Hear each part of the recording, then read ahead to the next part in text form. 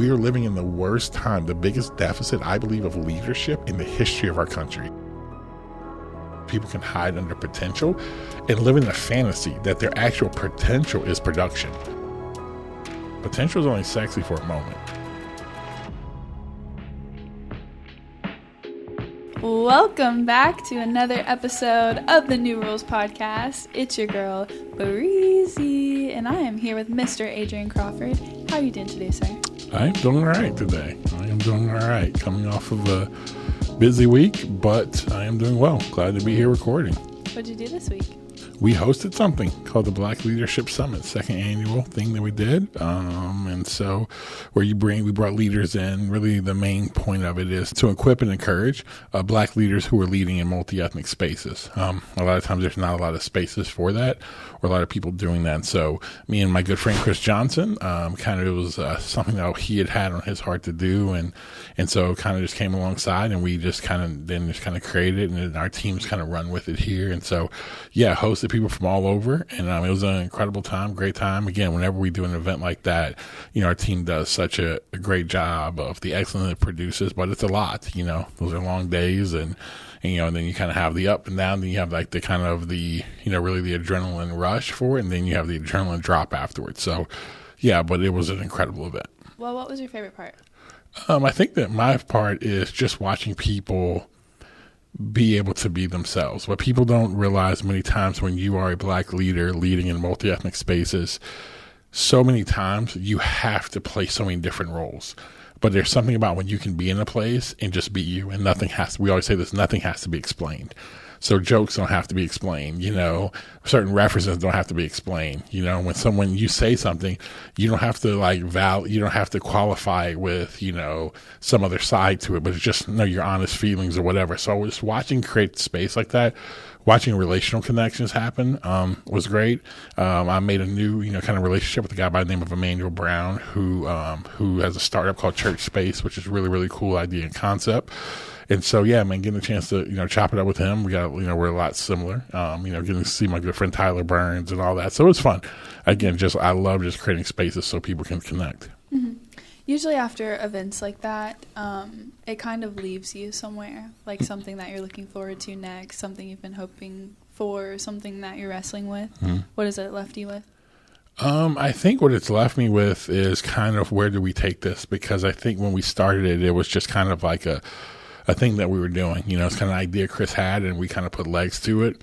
But now it's turned into something. You know what I mean? Now people are like expecting it. I mean, I think just because, again, shout out to our team, like Lavana and the whole crew who kind of really put together, like, again, a top-notch event. Hospitality is phenomenal. So, and I think the content we bring is phenomenal. And so I think now it's going to turn into something. How do we actually create this? But something that's more long lasting, not just a one-time event. I think those events are great, but some type of ongoing thing that we actually can help continue to develop the next generation kind of authentic leaders, especially those who are building these multi-ethnic spaces. So I think that's it, trying to figure out what does that look like next.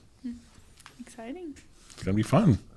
So today, what we're going to talk about is something that we talked a little bit about in our team's Culture Creators today. Yep. Can you start us off by introducing the topic and kind of the genesis of the idea? Yeah, today we're going to talk about this idea of potential fantasy. It came up today in our Culture Creators, as you mentioned, and Lauren, who is our producer, actually brought up just a question, and it was about, like, we talked about this idea today about cognitive distortion, how a lot of times we don't want to limit things, in our lives. And, as an organization, cognitive distortion is that organizations many times can react based off of what they think is going to happen, assumptions, people's anxieties, and they build these false worlds or false narratives that many times you just build a culture around. But one of the questions that were brought in was the idea of when you start shutting doors, right? The idea of potential. And, so Lauren brings it up, and then it led to Michelle even talking about how that was one of her things, the idea of potential. And she made the statement, she was like, potential, you can hide underneath potential, but a lot of times she just didn't want the pressure of you can hide under potential, but she didn't want the pressure of actual production. And that's something I've thought about because I think, years ago, I was sitting at a football practice, Florida State football practice, and at that current time, he was an offensive coordinator, Jimbo Fisher. who went on to be Florida State's head coach, won a national championship, and also go to Texas A&M. And Jimbo was he's offensive coordinator, quarterbacks coach. And he had one of his players out there, I won't mention the guy's name, really talented, but he was like the backup. And everybody saw his potential. The crowd, the fans saw his potential. Everybody wanted him. They knew, man, once this guy steps on the field, he's going to be amazing. And I'm sitting there at practice, and they're going through certain drills. And all of a sudden, Jimbo just loses on him. And he makes a statement, and it's always stuck with me. He says that, he's like, son, you don't want to be the guy. You want to be the guy who should be the guy, but you never will be the guy. And what he was meaning by that was that you want to you want everyone to think how good you can be, but you don't want to do what it takes to be that good. You want to always have that kind of fantasy of your potential, but not produce. And that has always stuck with me because I think that's one of the biggest things that I see a lot with people is that people love the idea of potential. You think about it, and a lot of times we will pay people, NBA right now or a major sports. It's like, oh man, somebody's potential. You see in certain companies, oh, they see somebody's potential. But the truth is that potential is fine and potential is great. But potential is not a predictor of what you're going to do. It's the idea of production. And so I think a lot of times, especially in the generations that we're living in, I think a lot of times people can hide under potential and live in a fantasy that their actual potential is production. But actually it's not, because of the willingness, not wanting to feel the pain of what it means to actually have to take that potential and bring it to real life. What do you think drives the falling in love with potential? I think it's the feeling, it's the ideating, it's the dreams. I think we love the fact to be able to think about what we could be. And I don't think that's a bad thing. I think, I remember as a kid, I used to ideate and I would have dreams about, man, one day, like playing basketball, how good could I really be? And I would have dreams of, man, maybe playing in the NBA and what would that look like? And then, if I was, I used to have dreams about, man, on draft night, what would that look like if I were doing that? And I think nothing's wrong with that. But it feels good because you're like, man, it's a dream. But then it has to go beyond just that. And I think that because in today's world, because when you do that, you don't really have negative feelings. When you're having this dream, you don't have like, oh man, it's all about what you think it can be and what you think your potential can be. And so there's not really a ton of negative feelings. And so I think it just makes us feel good. To kind of play off the story you just told for you with basketball and the draft, you mentioned it has to go beyond that. What does it look like for it to go beyond just that? I think you have to be willing to feel the pressure of bringing your potential to life, to actually producing. And what that means is, one, it's a mindset. It's a mindset to say, I'm willing to put myself out there. I am willing to take what I think is my potential and bring something real to the world. But that's a risk. Because the feeling you're going to have is that, what if I don't make it? That's why I say it has to be a mindset, because it's like, what if I'm not as good as I think I am? Or what if I do this and put myself out there and I fail? How's that going to make me feel? How are people going to think about me? And I think you have to be prepared for that, because that could be a true thing. You don't know. All of us think I think a lot of people think they're good, but then once you now get into live action, you get to see that. So I think you have to have a mindset of going all in. And I think a lot of times people don't want to feel that pain, because there is pressure to that. There's the uncertainty to that. There's anxiety that comes with that. And I think in today's world, we have been built to not want to feel the pressure of things. We just want to feel good. We think any bad kind of feelings like that they're negative. They're not helpful. But I'll tell you, fear of not making my varsity basketball team my sophomore year, even though I was slated to start, when I was working out that year, I'll never forget this. I would be out there working out as if I'm not going to make it, though people had predicted me to be first team all city, all these things. And I literally was like, I'm not going to make my varsity team. There's no way. So, and I felt a fear. What if I don't make it? But that fear didn't paralyze me. That fear pushed me to actually go work. It pushed me to get in the gym more. It pushed me to when people were doing stuff, when they were going out, hanging out, I was in the gym. I was doing that. That fear pushed me. And I think today, when we start talking about fear, or we start talking about, even some levels of anxiety, things like that, it becomes such this negative that we shouldn't feel that. And so I think, anyway, all that being said, I think it's just a mindset, because you're going to have to be okay with having negative feelings. What does, I guess, falling in love with the idea of possibility versus putting in the application of trying to get somewhere? Yep. What does doing that produce in a person long term? I think, first of all, what it actually produces resilience in someone. They actually learn how to push toward a goal. They learn, I think also you learn wisdom in that process, because you learn what works, what doesn't work. I think what you also learn, you get to learn what you're good at, what you're not. You get to learn what your potential cap is, what it's not.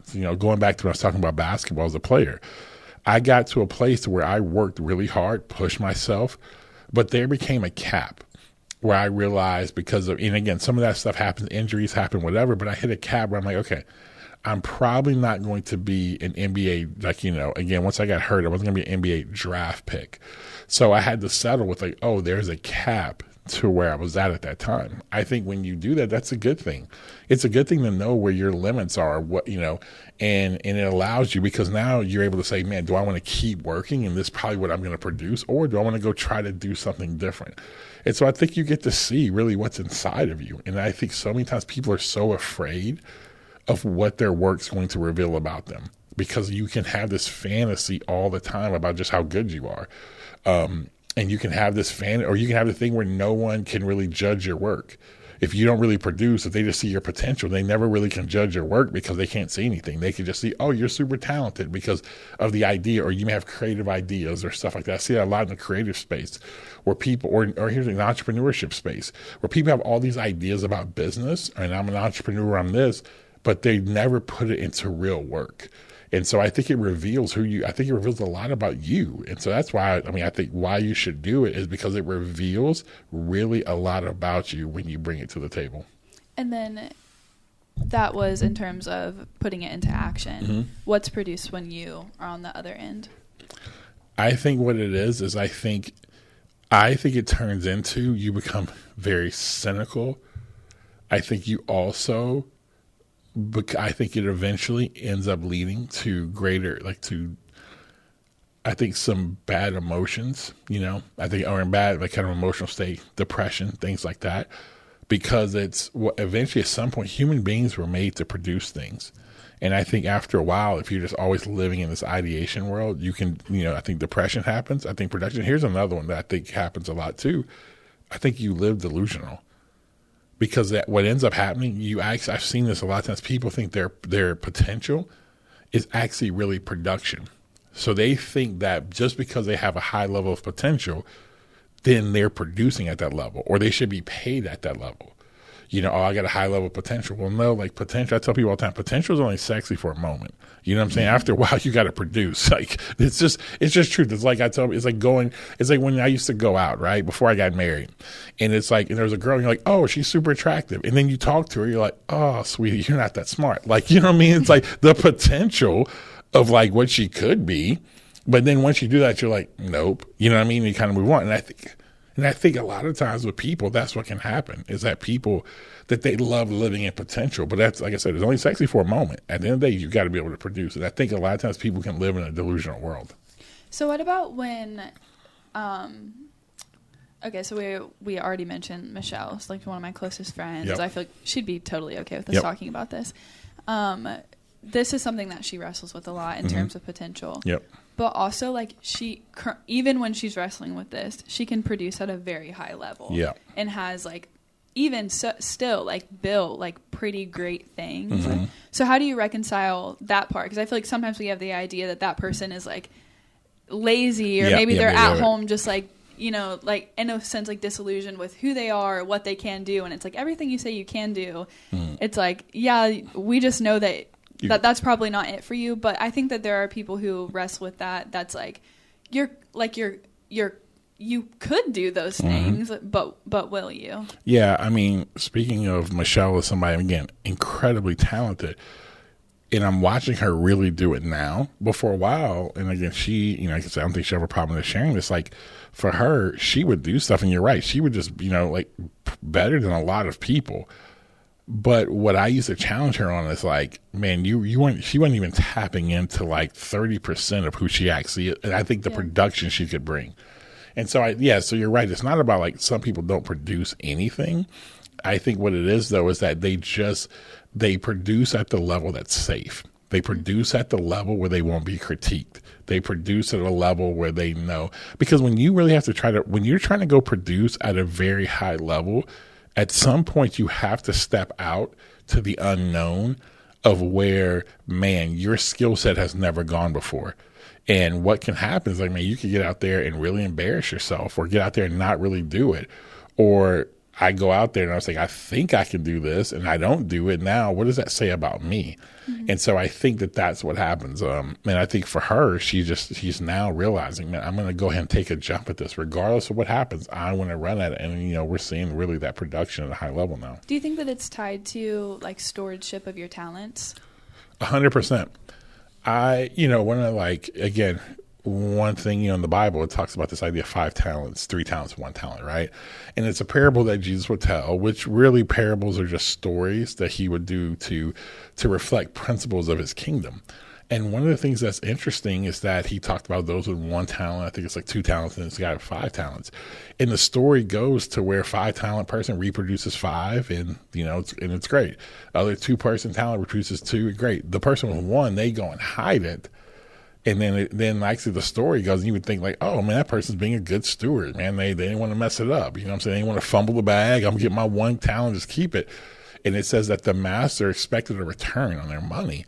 So he took that away and gave it to the person with 5 talents. And it would seem like, man, in today's world, can you imagine that story being told in today's world? People would literally be like, Jesus is like some capitalist. He's unfair. What about the person? They're just trying to be nice and safe. And how could you treat them this way? He gave it to the hustler. Yeah, that's what I'm saying. He gave it to Jesus is about hustle culture. You know what I'm saying? I thought he was about Sabbath and all this stuff. But no. What he was ultimately getting to is saying, no, he expects a return. And that's why I tell people, I believe that we've all been given God-given talents and abilities. And I believe God wants a return on that. And some people's talent and ability is greater than others. Like, for example, LeBron James' basketball talent and ability is way greater than my basketball talent and ability. So his return on the investment of that skill set should be way higher. I think we all have different skills and talents, and I'm not saying everybody's a 5 talent person. Now, in our Western world, everybody feels like they're a 5 talent person. Most people are 1 or 2, and we can get into that. Most people are just regular. You know what I mean? But I think that you do, regardless of what you've been given, I think you need to have a return. And it's going to what you're saying. I think you need to steward your time, your talent, and your treasure, and there should be a return on what you've been given. You should have a return on that. Yeah, because I think we believe that at the basis, like whatever it is that you got, whether you're at 2 or whether you're at 5, everybody has the ability to double what they have. And so the question is, did 100%. You double what you have, not what did you start with? 100%. I agree with that. Yeah. So how do you think this shows up? This, maybe controversial question. I'm curious. How do you think this shows up in women? How do you think this shows up in men? It's a great question.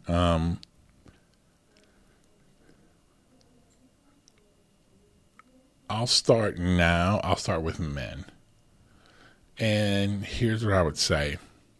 I think in today's world, I think we've absolutely crushed, especially young men, to actually producing things. I think any young man you see with a passion, a desire, or whatever, and even beyond that, we kind of have killed that. We've killed the ambition inside of people. Also, we've killed because we haven't held young men accountable for production either. You know what I mean? That's why I always, I've talked about this many times. That's why I actually believe going to work matters.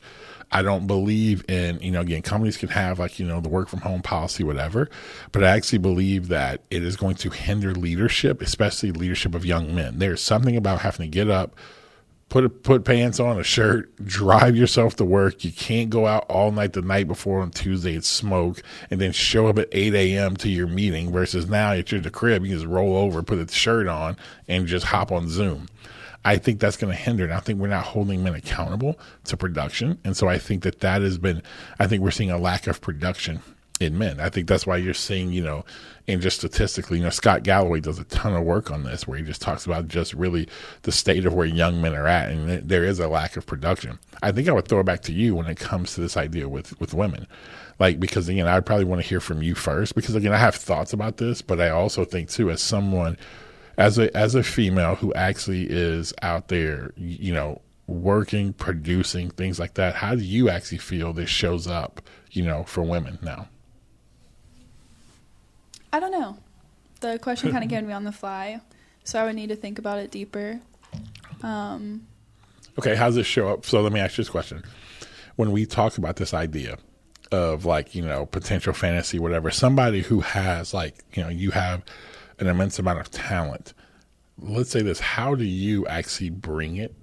How do you not stay in a fantasy world of your potential and actually have brought it to real life? I will say that, when you first asked me the questions, one of the first things that came to my mind, unfiltered and not, super critically thought through, that I'll say is there is kind of a level that, especially romantically, who you are with romantically and historically for women has determined your access, has determined your level of safety. And so there is almost a level of hoping for unlimited potential and looking for kind of the next best thing, because it practically determined what you would have for the rest of your life. Which I think is interesting to consider, interesting to think of, and kind of follow the thread down. And I think because growing up, I've definitely had experiences that are unique to being female. And at the same time, I didn't grow up in a home my immediate family where I was communicated that my opportunities will be different because I am female. So I also don't, my starting point isn't that I will have different opportunities because I'm a woman. Whether that's true or not, society-wise, I think my emotional starting point isn't that necessarily. And so because of that, I haven't overly considered that as a factor in terms of how do I navigate discipline and also fantasy or opening my options. If anything, I focus a lot more on age. That brings me a lot more of that starts to feel that boxes me in more. That starts to feel that impacts opportunities more. And it also heightens the idea of I have less time. So what do I know about myself enough right now? And what I experience is going to reveal more about me. And you always hear the importance in your youth to explore all of your possibilities, but it's that's not what I've done in my youth. That has not at all been what I've done in my youth. So if anything, that's the thing that might bring me anxiety or fear that makes me want to sit in a place and not build towards something, because I'm there would be a benefit to just dabbling in this thing here, dabbling in this thing there, that would relate enough to my skill sets to where I would be able to produce enough, I would be smart enough or creative enough to be able to make money, things like that, without having something that tied to maybe a long-term vision, just for the sake of getting to understand who I am more and what I like more. And it would totally be justified.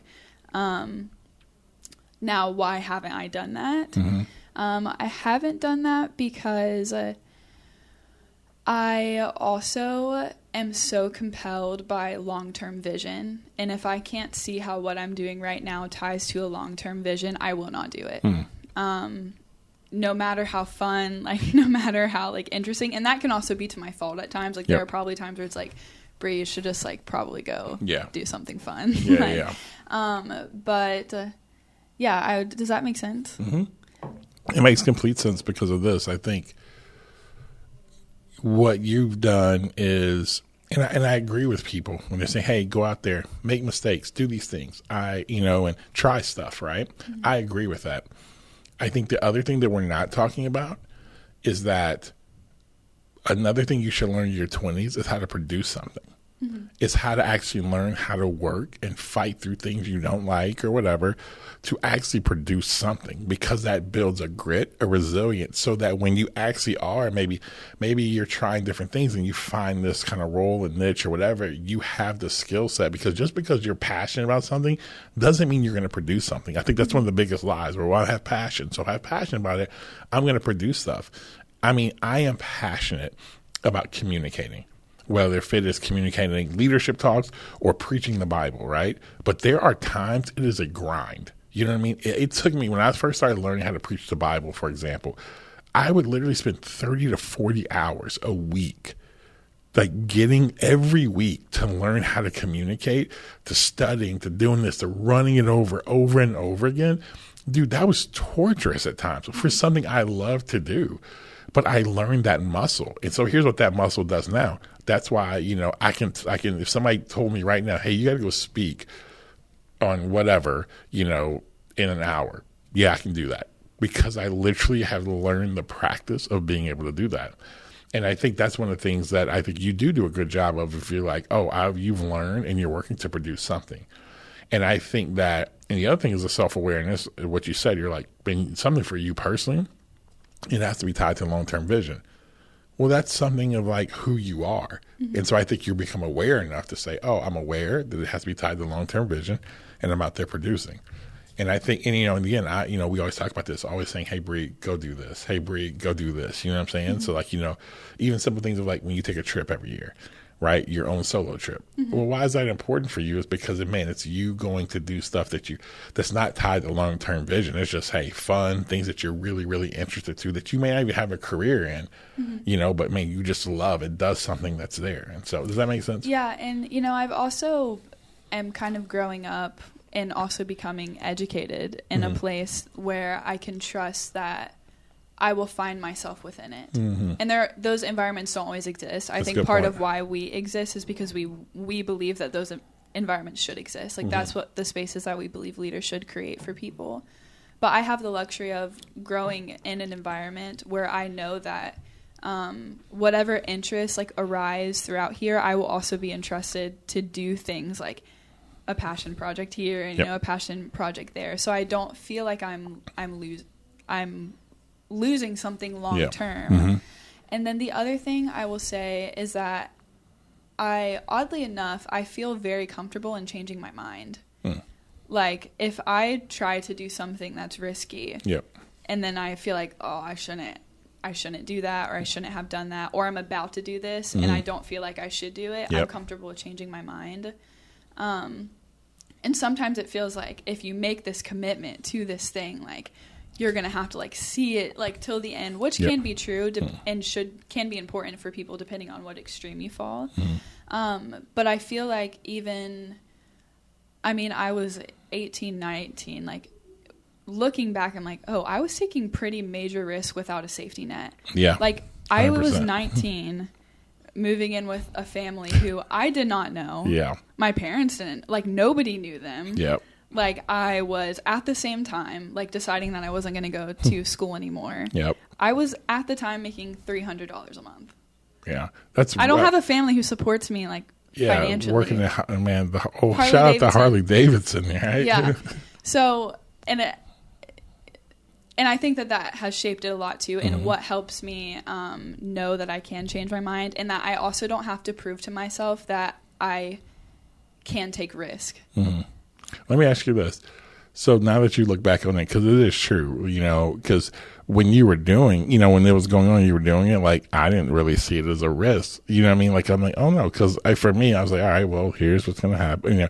If it does work out, here's what we could do. Here's what I could see, whatever. So to me, it wasn't. But now as you say that, I'm like, I was like, because you knew you. Yeah, and I'm sitting there listening to you. I'm sitting there listening. I'm like, yeah, she did take some, those were some crazy risks, right? Yeah. When you look back on it now, because you could have stayed in an ideating standpoint of, one day I'm going to do this, but you actually stepped out to do something. Why do you think you did that? It's a good question. And I'm trying not to give an answer that sums it up to like persona. Yeah. Because I don't know if that's necessarily true. I think that the satisfaction of life for me does not come through thrill. That's not necessarily what drives me. And so there isn't what I was saying before in terms of like, if fear is one of the things that keeps somebody from making a decision to commit to something. Because what if I fail? I don't have as much of a like intrinsic fear of like failure because of how early on I was taking risk that genuinely meant like, this might not work, and I actually might not have somewhere to live. Like, I actually might not have any money after this, like, when I was 19. And so I think that was a really big, that wasn't how I was born. Like, that's not what I was doing whenever I was, like, 12, 13, 14, like, similar to how, like, you're an entrepreneur now, but you weren't the kid selling baseball cards. That wasn't something that was showing up whenever I was a kid. So I don't know. I don't know. I think I need to think about it more. What do you think? I think you said some of it. I think like because of your upbringing in athletics, like here's the thing. You felt pressure from a very young age because though I know that the world that you're in or you were in, right? It's highly competitive, like, national championships. I mean, they take it very serious. And as a freshman, you were asked to be on, like, so as a freshman, you felt pressure because, think about this. You're a freshman, like, don't screw up a senior's opportunity to win a national championship because you couldn't do your job. The level of pressure that you just have lived under to produce. That's why I tell people athletics, the military, things like that, or being in an environment that puts pressure on you, it does something in you where it becomes normal, where it doesn't feel like pressure. But when people actually look at it or they sit in it, they really are like, man, this is crazy, because a lot of times we don't like to be in environments that put that on us. You know what I'm saying? And what we like to do is just, because again, think about this, like we like to just feel like those comfortable feelings. When you have pressure on you, like, that's just very uncomfortable now, especially when you're dealing with other emotional issues, right? You're dealing with, you're starting to maybe dig up stuff from your past. Maybe you're dealing with your own sense of sadness or depression. Maybe you're struggling with stuff in the world, whatever it is. And then you're saying, oh, take a risk and feel more pressure. Like that's and the reason why I'm saying this. So I think that's a big part of it. I even think right now, like in my life, it's like this idea of potential versus like potential, this fantasy potential. Even though I've produced things, I still can live in that. I feel like I'm in that stage of my life right now where I'm called to kind of start making some different changes and taking some risk on some things. And that's really hard for me right now because honestly, life is already, you've been around me emotionally, things are hard for me. Now I'm feeling like I'm supposed to take on more emotional like pain. Because to take a risk, it is like, it's that anxiety of what if it doesn't work? And I've realized there have been things like when we started our business that we do, there was some risk, but there wasn't crazy amounts of risk. There probably was more risk for you than it was for me. You know what I'm saying? Like, even though I put some of the money up, but it wasn't like, oh man, if we don't make it, like, my family is going to go like not eating or something like that, right? When I first started, I'll tell you, one of the last times I remember a big risk like that it felt that way is when we moved at the church that I lead, that we moved to a building, because now it's like, oh, we've got to really make impact, because if we don't, we've got to pay this 5 years. And Wendy and I are on the note of that. And then, I would say another pressure point was in COVID, when her dance studio couldn't have people come in. We had no idea what was going to happen with government money, whatever. Church couldn't meet. The basketball skill training, the gym couldn't be used. So all the things that we had was like, oh, and we're on the hook for hundreds of thousands of dollars for stuff. She had 2 locations. I had 2 locations, and you're on the hook for that financially. That's pressure. And now going into this new phase where I feel like, oh, I'm supposed to add that again. Most people don't like to sit underneath and feel that, because it is hard. It's difficult. It's painful. But again, to produce something, that's what has to take, the whole idea, pressure bust pipes or make diamonds. I was just about to bring that up. Man, this is just what, if you want to produce something, you're going to have to feel the pain. And here's the thing, the pain a lot of times not physical, it's internal, emotional. And we have been built in our current world right now not to want to feel emotional pain at all. Like, we're not, it's like, I'll give you a great example of this. My daughter called me, Peyton, and she's at camp right now. And so I told her we went to go see Inside Out 2. And one of the first things that Pey asked me, she was like, Dad, is it sad? And she's asking that because Peyton has heavy emotion. Mm-hmm.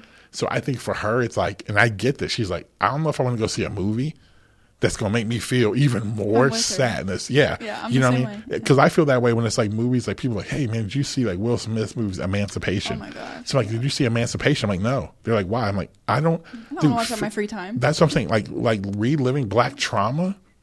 Like, I have Black people, like, they're frustrated sometimes. Like, well, why don't you watch the movie? I'm like, I don't want to have to look at that. That, like, it's something that happens, like, in that moment when I have to watch something like that.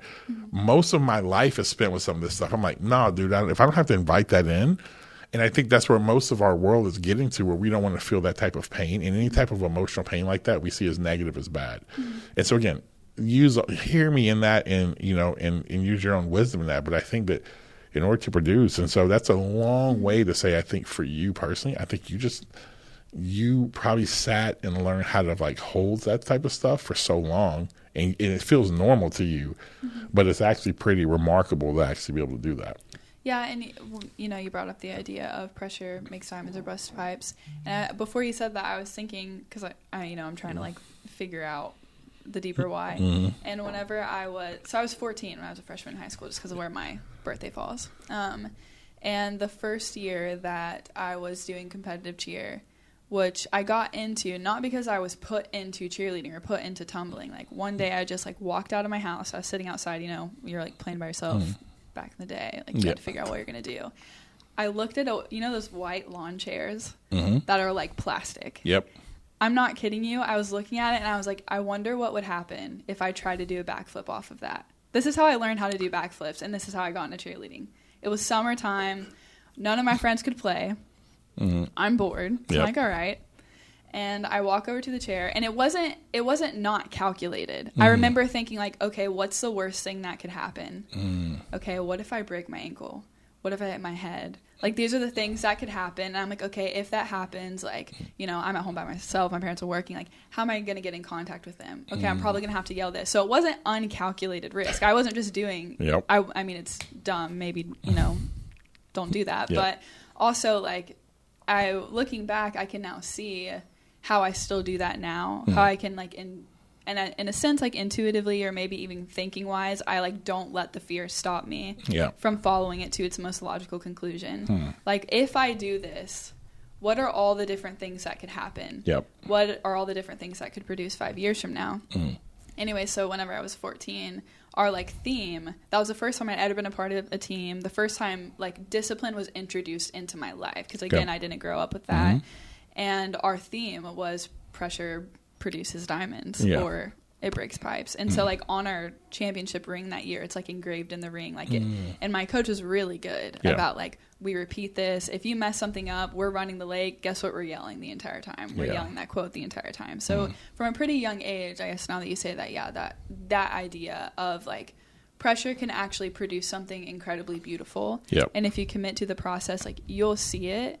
And then also learning how you can phase it in. Like, you don't need to start by taking like the most insane level of commitment, like going all into it when you've never done that before. Like, you just need to start with one thing, and then you'll be able to see how the process shows up, and then you'll be able to intuitively track, like, as you commit to it, what might be produced from this if I stick with it, and then say, I don't think that I want that, or I do want that. See, here's the thing that's going to be a very controversial, maybe Dr. Zoda, we'll bring him on at some point and he can like correct my thought on this, but I don't know if this is the right language to use, but like fear, like I think there's good things with like, no, I know this to be true. There's good parts of healthy fear. Like, let me tell you this, healthy fear kept me out of trouble. I had a 6'6" dad. Like, he was a big dude. healthy fear of like having to go home. Like if I decide to go get high or something like that, I'm like, I'm not going home to him like that. You know what I'm saying? Like, dude, like no shot. So fear of seeing some trouble at times my brother got himself into kept me out of trouble. I think a lot of times today, in order to go into what you're saying, to produce something, you've got to have this healthy sense of fear. Cause it's like, seeing the movie Inside Out, like anxiety was seen as this like negative, but when you watch it, like there's moments when anxiety, like the energy of it, not so much the looping that anxiety does or something, but the actual energy of anxiety actually will be a thing that pushes you to produce something. If you channel it. And I think we've been so pushed not to want to feel that we're losing and we're lacking production. And I said this in our culture creators today. We are living in the worst time, the biggest deficit, I believe, of leadership in the history of our country. I believe our country has produced, right, wrong, whatever. Our country has produced some really high level thinkers and leaders. We are living in an incredible deficit. And I think it's because people don't want to feel the pain of leadership. They don't want to feel the pain of producing. They don't want to feel the pain of attack. They don't want to feel the pain of people, who they may attack your character and the pain you have to feel there. Or you put yourself out in Front Street and what if I don't make it? People don't like to feel pain. And we're not built for that anymore. So there's a lack of leaders and a lack of production. But the only way you produce is you've got to be willing to have that little sense of fear that pushes you forward. Does that make sense? Mm-hmm. And I think it's, and again, I want to be really clear. I'm not saying, because, people can go to crazy town and think I don't think that you need to explain. Yeah, okay. Yeah, I was about to say, fear is this. Did that. Yeah, I'm like, it's not fear. At the end of the day, but I had a goal and I would lie if I didn't say fear didn't get me there. Or I would lie right now if I'm like, man, when we moved into buildings and we have to do that, I'm like, I would lie and say, the fact that, man, like I may would have to like sell this or do this, whatever to do that would push me to go the extra mile. Some of the things, we're making a big change in our business right now. There's a healthy fear that's kind of keeping me up a little bit. So I'm like, we kind of could stay and figure a way with what we're currently doing and because we've done well, but now to shift into something different, I'm like, but what if it doesn't? Now what does that look like? Oh gosh, okay, these people get paid, this person gets paid, what if they don't? Okay, I have this and all that's there. And you know what it does? I realize it gets me so engaged even more in certain things and pushing down the line. So yeah, I feel like what the premise of what you're saying is that expectation breeds urgency. Yeah, that's a great way to say it. Good job, Bree. There we go. Bars. Do you have any questions? Is there anything you want to add? With like the fear thing, mm-hmm. Is there a point where you are familiar enough with the feeling of fear and what it drives you to do that you don't need to necessarily feel the fear anymore, but can just be familiar with the production part of it? Like thinking to the story that you said when you were a freshman trying to make varsity, and you were convinced that you were going to make varsity. When people were talking about you being an all-star, like, was that really necessary? Like, I understand what the fear did for you, but was that feeling really necessary? I would say it was, because it was one of those things to where it wasn't like I was trying to psych sometimes, sometimes people will build like these false like things of like, like false enemies or false mountains to climb or whatever. No, it really wasn't that for me. I'm like, I really genuinely, now, I mean, I hear what you're saying. Going back on, I'm like, well, did I need to have that fear? Probably not. I probably was going to be this, but during that moment, I think that fear was about, it helped me go beyond just making my varsity team. What that built in me was a work ethic, and also that work ethic built a skill set that allowed me to go eventually to my long-term goal, which was to play college basketball. Here's what I would say. I think that fear is something that's at every level is actually a good thing, because even now at 45 and taking the next step, I feel that fear right now. I haven't felt it in a long time, and I feel it now. And it's a good thing. It's that thing of like, man, it's fueling, you were saying earlier, it's fueling like, okay, here's this expectation. I'm like, okay, I got to go. So I do think it's necessary to feel it. Now, again, when it gets crazy is when you allow that to drive you out of your like, and again, which goes to our idea of authenticity, when it drives you out of being authentically you, When now I would say, oh, my fear makes me, oh man, I got to go be this great, like, this super salesperson, right? When you may not be that. Or, oh man, I've got to go be this great communicator when you may not be that. No, it should drive you down what you do really well. When it gets out of bounds is when you now become obsessive and feel like you have no control. I got to go do it versus just pushing down the line of what you do really well. So to answer that, I think it is like kind of there. And and I'll be honest, like, it's not a great feeling. Like, it's not a great feeling to be in that moment of like that in between of could this work? Could this not work? Dude, that isn't, you know what I mean? Like, it's like that awful feeling. You're like, crap, like, what if this doesn't? But I also will tell you that that's the beauty of history is to look at the patterns, because a lot of times, every situation is different, but a lot of times what you can remind yourself of is that when you actually have gone through this and worked through it and you've actually stayed focused, you led authentically who you are, you've seen production on the other side of it. That's the thing I'm reminding myself of right now, because everything in me before, when I would go through this process, guys, I would be so like, I'm just not going to make it. I'm not going to make it. This is it. This is the end. All of a sudden I'm going to be broke. Like, I'm saying? My kids are going to be able to go to college. Like, I mean, all this stuff would have been there. Now, what's a little bit different, I'm reminding myself, like, I've been here before. This is going to be different. It's going to be a harder mountain to climb, but I've always seen the other side of it. And I don't know what this process is going to look like, but I've always seen the other side, and I've taken that next step up. And so that's what I have to remind myself of that past. But I think it's not a bad thing to feel it, just I don't like the feeling. So for someone who is younger, or maybe when you were younger, what were things that happened that made you pause and you were like, oh, this is becoming, like, how do you discern between this is healthy fear that's driving me and now I'm obsessed with this? That's a great question. I think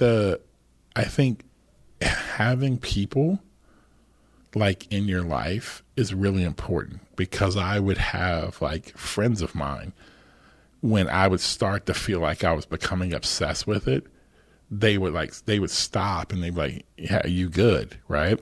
The other thing I'll tell you that's healthy is you got to have, again, people in your life, because a lot of times you feel the anxiety behind it. And sometimes, I know for me, I'm a verbal processor, right? And for you, Lauren, I know like you're a verbal processor.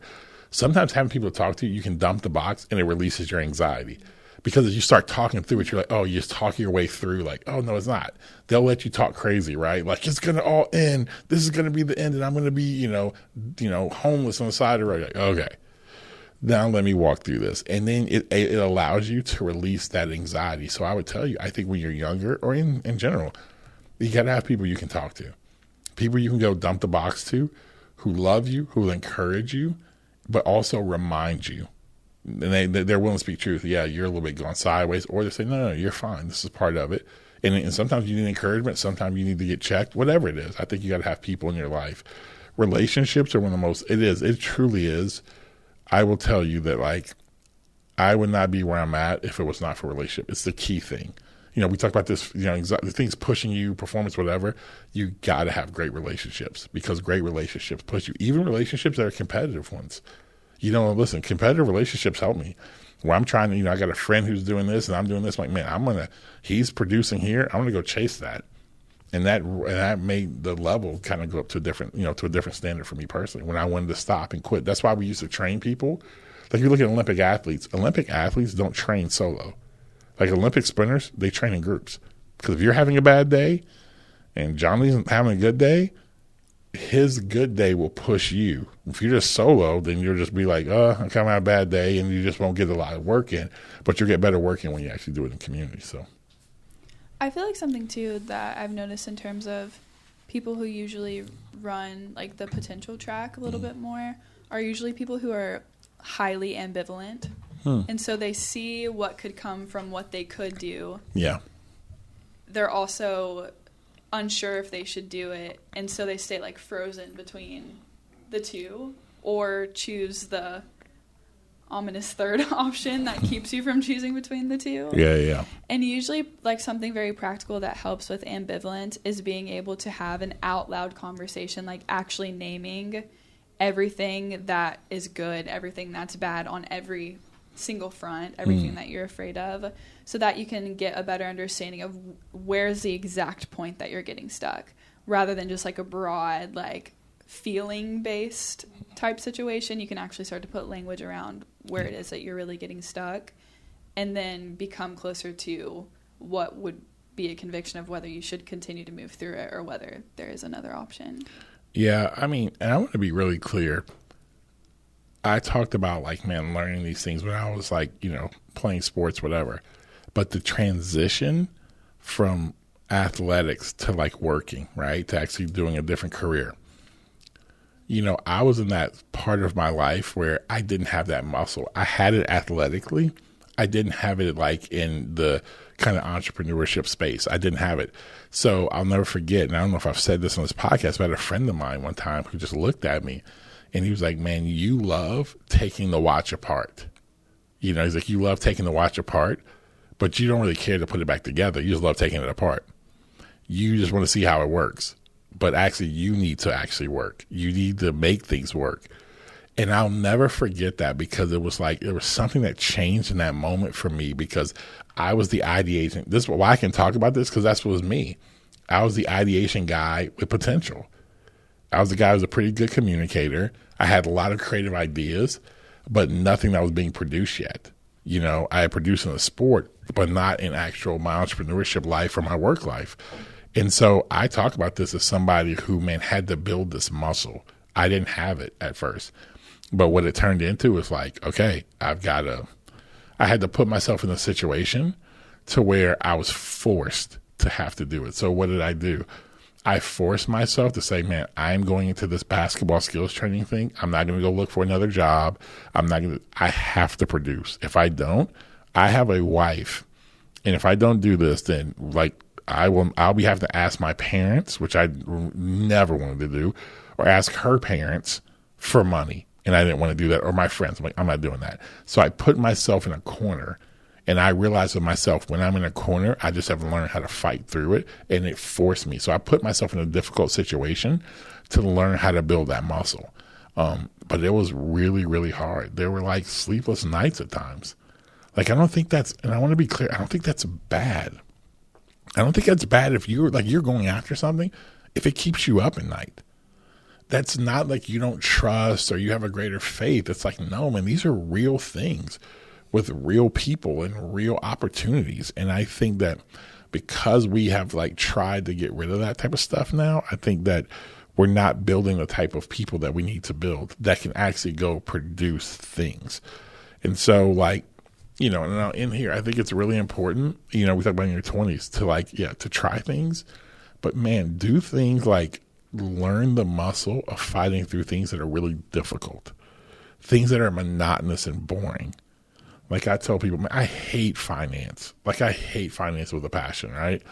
But dude, I used to have to do QuickBooks, and so Bree, you know me, like you're like, dear God, you're surprised we're I'm the not. same on that. Yeah, I'm surprised like I'm not in prison. You know what I'm saying? Like the fact that like their business, I was able to pay taxes and do all that stuff was amazing. But here's what I had to learn. I mean, it's like, man, at the end of the month, or sending invoices out, and I'm like, oh my God, here we go. And I would have to go, and I would sit there. It's stuff that should have like. Somebody who's really good at it takes them 30 minutes, right? Me, I'm over there for like 4 hours, right? Just out here, just like putting invoices. Y'all have no idea how long it takes me to do these receipts. Dude, yes. Reimbursement. Dude, sending emails, all this stuff, then collecting, and it was horrible. Then, man, what am I looking at? Do we have enough? Looking at a P&L, learning what a P&L was, right? I had no freaking idea what that was. Having to go to somebody and being humble, like, hey, can you help me understand what this P&L actually means, right? Mm-hmm. I'm an entrepreneur running a business, making money, and I had no freaking idea what a P&L was, right? And so I had to like humble myself, and somebody told me what that was.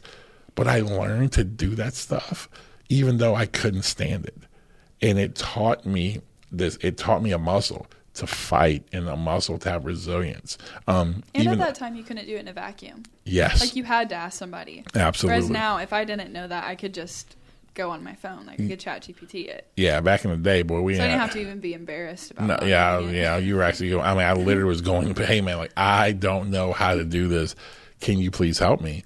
And but it just did. It just built a muscle that you just learn how to like fight through. And I get it. It's paralyzing, right? Like those moments when you have those things, they become paralyzing. Either fight, flight, freeze, whichever way you go.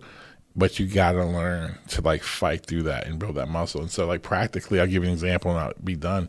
Like with my son, one of the things that like I always used to do, I just used to tell him all the time, like, Jalen, basketball for me is just a way for me to help you just develop internally for stuff in life. Because like, man, you know, when you're playing a sport, you have to deal with like ups and downs. Sometimes things go well, and in a moment they can't go well. You have to learn how to interact with people. You had to learn how to like deal with your stuff on the fly, because the game's really, really fast. You got to learn, man, to suffer through things to get what you actually want, and on and on and on. And it's just like, and again, I just think that because I was so concerned and more passionate about him becoming who he needed to be internally. And so he had to kind of go and to do that. And, you know, and so I think it's, you know, it's just part of the process. And so that's my encouragement to everyone who's listening. Like, listen, go out there, be willing to take a risk, be willing to go produce something. Let your work, here's the thing, let your work tell you how good you are.